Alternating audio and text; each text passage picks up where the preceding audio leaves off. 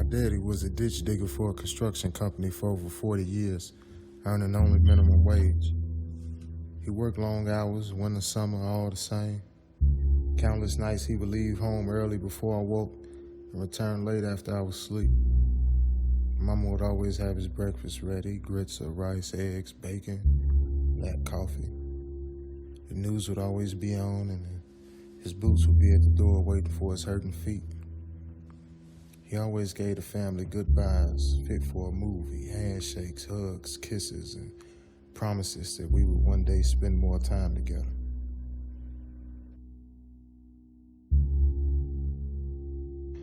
Through the week, he would come home to a fried meat in the usual country-style size.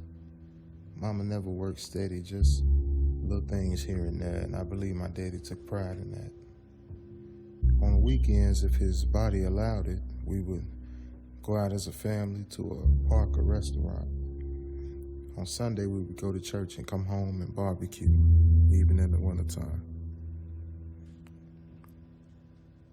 He worked for a well-known construction company from the time he was a teenager.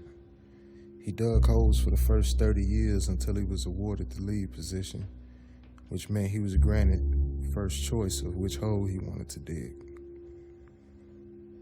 10 years later, he became a supervisor, which meant he only had to dig when someone didn't show up. And while his movement in the company, as far as his position goes, was vertical, his pay was moving lateral. The company still paid a minimum wage, and Pops was happy to get that check every Friday.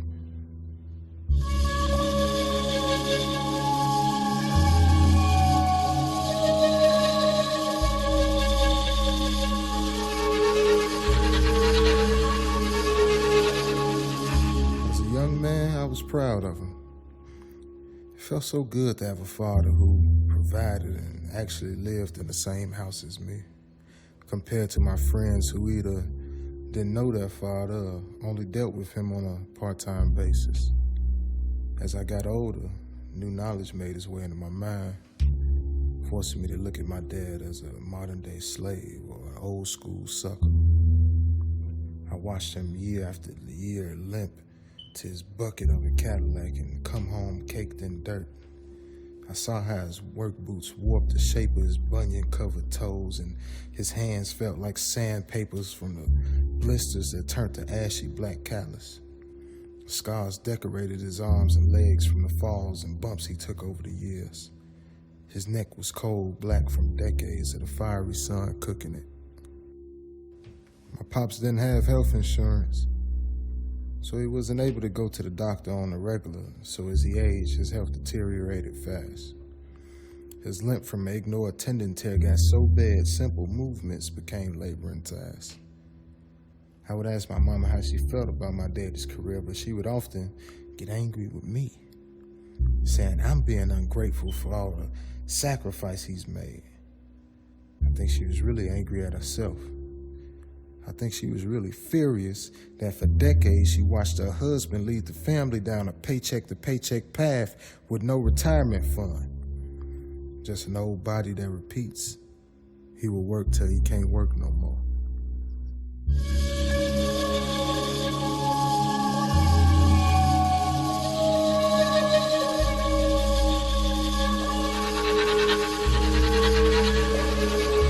So is that life?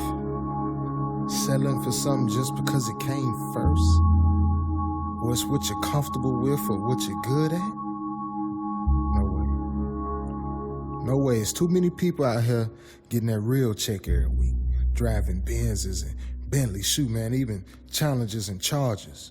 And my folks riding around in a 30-year-old Cadillac that spends more time with a wrench in it than with gas in it. My dad might not be the smartest guy, but he could have done something else. Could have been a truck driver, or found a factory that paid decent or something. But he decides to dig holes for a living. So one day I had my final confrontation with him. I asked him, was he happy? And he forced a smile and said, happiness is temporary. I looked at him and told him the truth that I done felt for years. I told him that I'm ashamed to even admit he was my father. He paused for a while before turning from me and walking away, shaking his head. I know I'm supposed to honor my father, but am I really out of line for telling him the truth?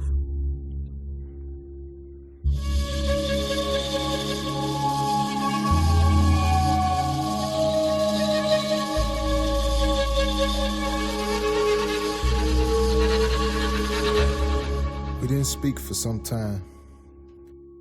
Eventually, I needed work, and he reached out to me and got me a job at the company he worked for.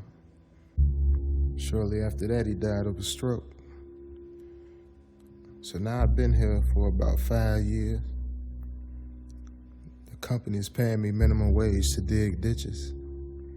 But in the end, I feel like I'm digging my own grave.